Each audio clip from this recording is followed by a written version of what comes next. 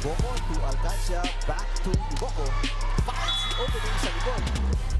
Nanalo ang judiciary laban sa DFA emissary sa unang laro. Ang mga lady servers na naging matalino at madiskarte ay tinapos sa 3 sets sa scores na 20-25, 18-25 at 14-25. Isang malakas na panimula sa koponan ni Coach Butch Gandarosa sa pangunguna sa laro at pagbibigay ng 7 puntos. Nagad binawi ng lady servers na nagpamalas ng maraming drop balls.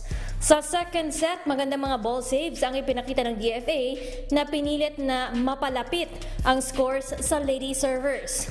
8 attacks ang ibinigay ng mga emissaries habang 15 attacks ang ginawa ng lady servers sa pangalawang set. Binigyan ng magandang hiyawan ng mga fans si dating NCAA at Maynila player Margarita Pepito na sumungkit ng 14 points ng maaga. Ang natatanging manlalaro na may double digit sa third set.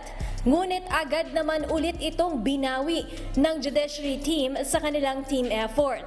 Napiling bilang best player ng laro si Dada Yuboko. Inayos lang namin yung receiving nila kasi nung first game namin yung receiving talaga problema tsaka yung serving, yung service nila. Kasi last time nag-error, mas marami yung error ng kalaban tapos sinasabayan nila, 'di ba? So ngayon mas na-lessen yung errors nila. We will continue to work on lessening the errors, mas magkaroon ng kumpiyansa sa bawat isa, dumipensa, maging alert, etc. So, yun ang palaging sinasabi ni Coach and that's what we need to work on. Continue also to improve our service kasi medyo marami pa kaming libreng points na binibigay sa aming mga opponents.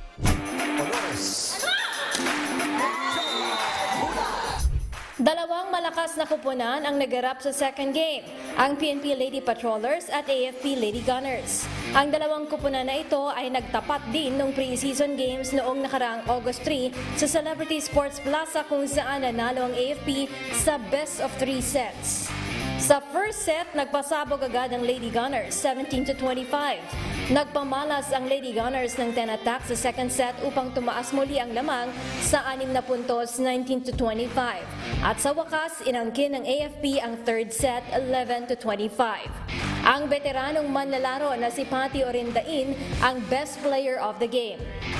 Kailangan lang talaga practice, more practice, kondisyon ng katawan, isip para magawa ng tama yung mga yung lalaro sa game, during the games. In the coming games, hopefully, maging okay yung service reception namin and mas mapatibay namin yung defense pattern namin. Kasi spike-wise, offense-wise, okay kami. Magiging problema lang talaga namin is depensa tsaka reception. So, yun yung pag-trainingan namin naman sa mga parating na araw. Sa padaw, sabi ni Felipe Cecilio, Sa third game, dikit na laban sa pagitan ng Senate at ng Ombudsman. Senate na dating natalo sa AFP at Ombudsman na nanalo naman sa DFA.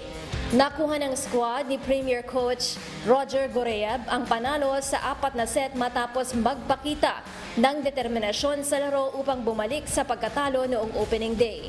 Samantala, napuno ng miscommunication at errors ang Draftbusters na matibay ding lumaban sa likod ng mga lady defenders. 25-19, 26-28, 26-24, 25-21.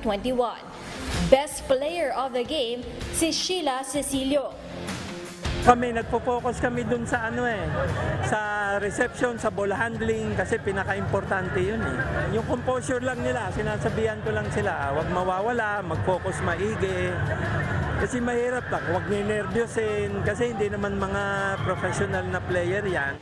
Last Tuesday nakapag-training kami, saka medyo kami sa service tsaka sa receive. Kaya lang hindi nila na-i-apply ngayong araw. Kaya doon kami nahirapan sa service namin. Yung opensa namin kasi mga import namin medyo naubusan, napagod. Na-injured pa yung isa. Abangan ang susunod na laro sa August 31 sa Paco Arena. 1:00 ng hapon maghaharap ang Ombudsman kontra sa PNP. 3:00 ng hapon para sa AFP kontra sa Judiciary. At 5:00 ng hapon ang Senate laban sa DFA. Rina Villamor Camara, UNTV News and Rescue. Diyos ang aming sandigan, serbisyo publiko ang aming pinahahalagahan.